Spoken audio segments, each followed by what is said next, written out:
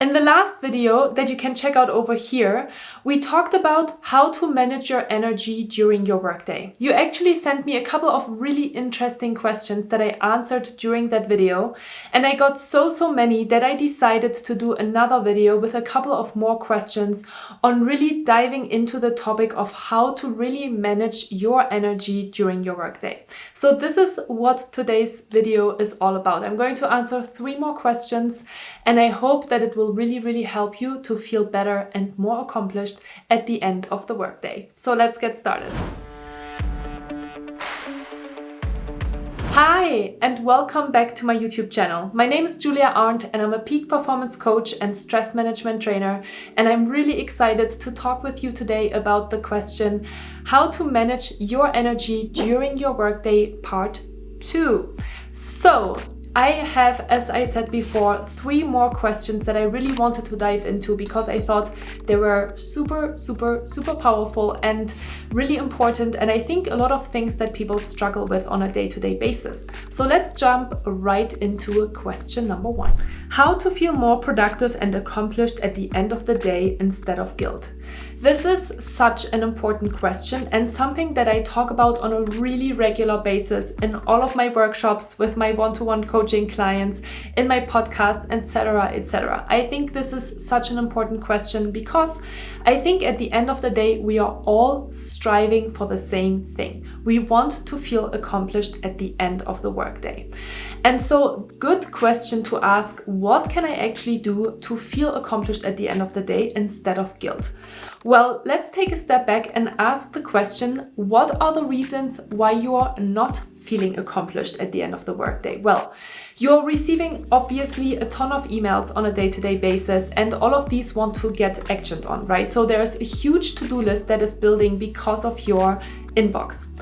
Another reason why you might not be feeling accomplished at the end of the day is because you're sitting all day long in different kinds of meetings, and you probably receive a couple of different requests from your colleagues, from your clients, from your stakeholders, like for example via email, of course, but also via ping or Slack, and via calendar invites, meetings, etc., right? So a lot of different ways of how people can reach out to you. And you might also not be really clear on what you actually need to get accomplished, what your priorities are in order to feel good about yourself at the end of the workday.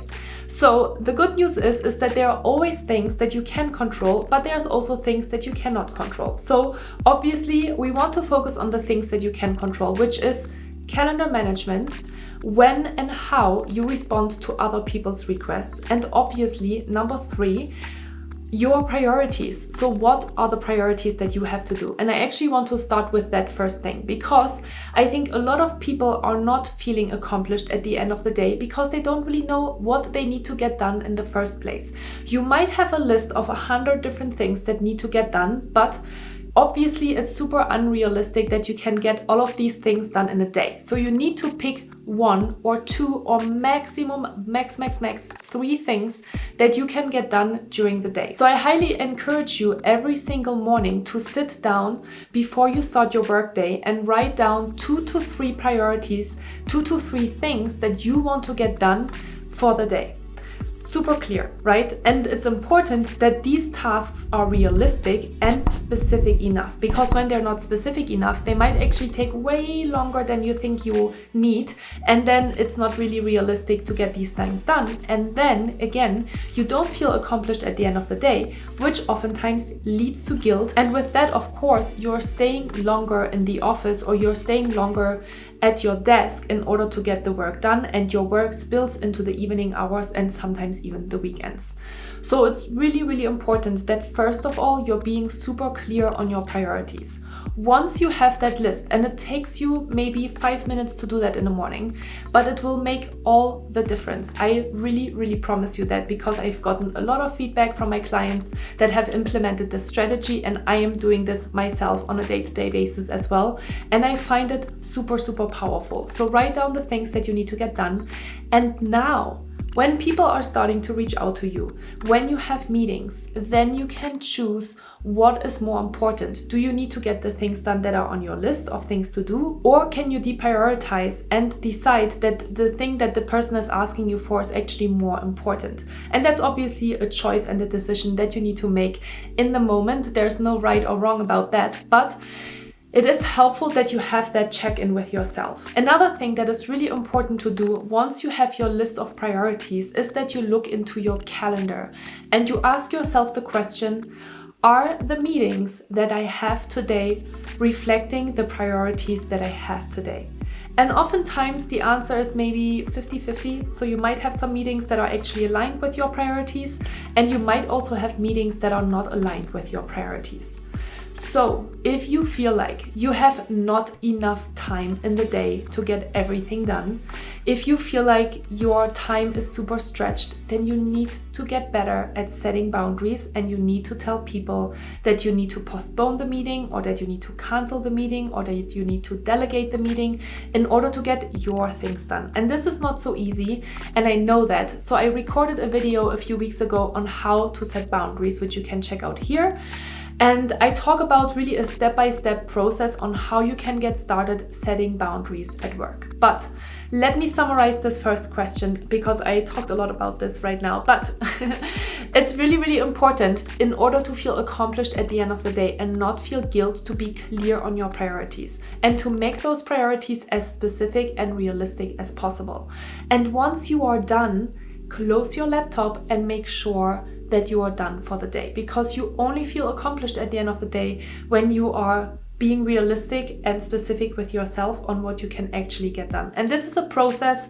It takes a little bit of time in order to experiment with that and have experiences that lead you to becoming better at setting realistic goals, but it will make all the difference. So that is my answer to question number 1.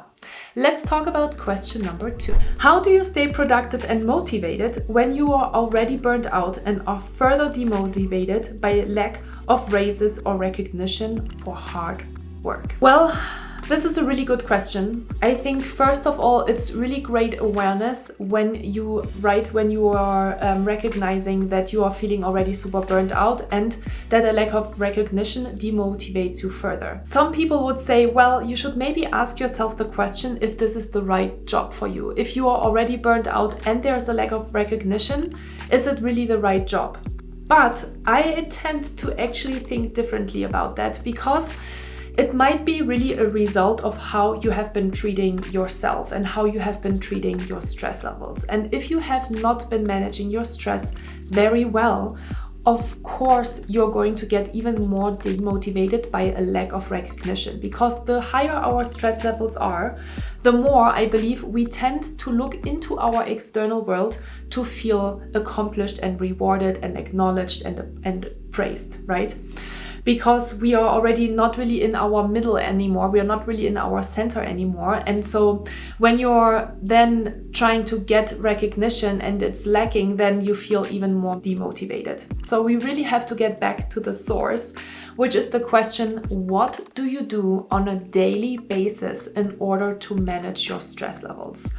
And maybe you have created some unhealthy routines and habits that have made you work a lot and not take enough breaks and not practice enough self-care, which is okay, because we oftentimes need just this status quo check-in in order to recognize that something needs to change in our lives, but we have to sometimes do it. And when you are already feeling super burnt out, I would highly suggest to you to take some days off. How can you free up some space in order to really make sure that you are taking kind of some time for yourself and you do a reset, a full reset? Because sometimes we are so burnt out and we feel so overwhelmed that we can't really see the light at the end of the tunnel anymore. So it's really, really important to do a reset, to take a couple of days off, because even that can already help to get a little bit more perspective again and to see the light of the end of the tunnel and to just feel a little bit better about yourself. So that would be the first step. If hopefully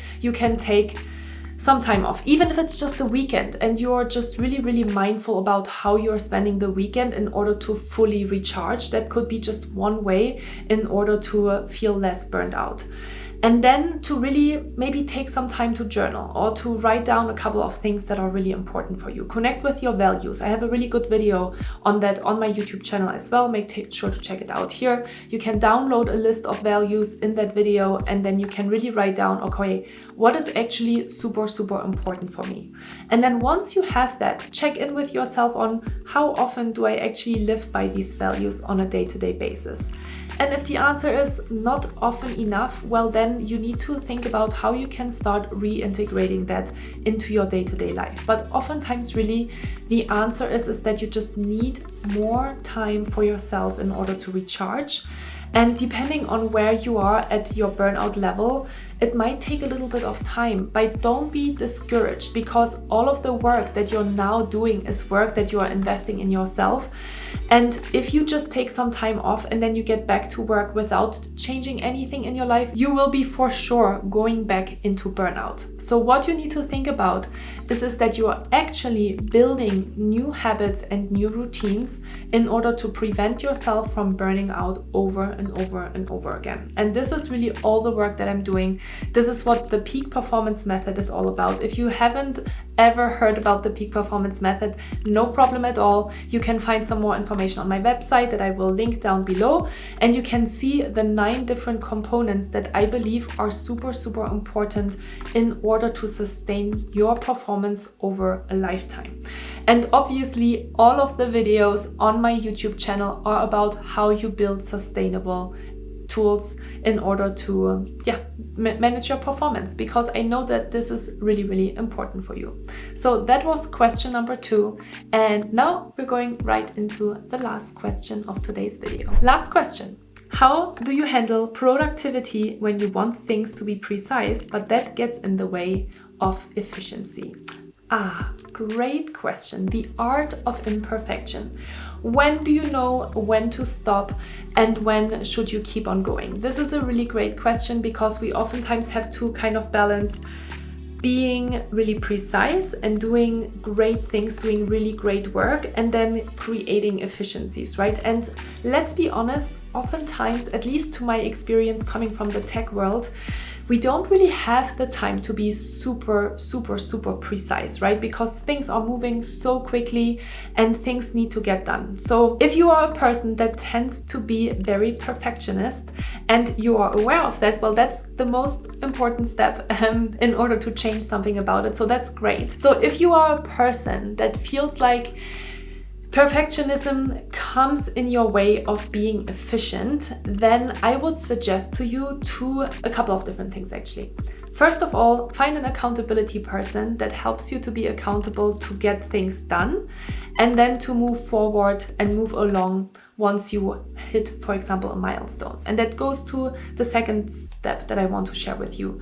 I think when you're tending to be super perfectionist, then you should start to get really clear with yourself on what are the things that need to get done. And in my previous lifetime, I was a project manager, and this is something that I really love to do, is to really just sit down and to break out the project into smaller pieces and to add a timeline to it. Because that timeline and that milestone will help you to stay on track to get things done. And so when you're starting to hit that milestone, or if you're starting to hit that specific timeline, then you just need to stop and you need to communicate what you have done up until this point, even though it's not maybe perfect. In your eyes at least, right? But that can really help you to move along and to have these different timelines in place and these milestones, and to check in with either your manager or obviously your stakeholders or clients to say, hey, this is just a draft, this is just kind of the first step. How much further do you want me to take this? And this can be super, super powerful, right? Because sometimes it's absolutely sufficient for people to get to 80%. Maybe you don't need to deliver 100%. People don't always expect that, right? Sometimes we just want to have a framework in place, and then people will work on it together in order to make it perfect. Or sometimes we just want to have an idea, and that is enough in order to move in the right direction, right? So if you are tending to be perfectionist and you feel like it comes in the way of your productivity, then that is an absolutely amazing awareness and you should be proud of yourself for that. And yeah, I think you should set yourself some milestones, some timelines and maybe even delegate some of the tasks as well, right? Because once you have broken out the different tasks from your project into smaller pieces, then you can also maybe see that there are other people that might be way more better equipped to take care of these things, and then have somebody that also helps you to stay accountable. So that's all I think I would say about this question. And if you want to learn more about this, I think this is a really interesting topic, and I might do a video on this in the future on how to be perfectly imperfect. Okay, so that's all I wanted to share in this video today. Thank you so much again for watching. I really appreciate it. If you have any further questions on how to manage your energy during your workday, I would really, really love to hear from you. Leave me a comment down below and let me know what you want me to get into next in one of the videos. Give me a thumbs up if you liked the video, and I really hope to see you in one of the next ones.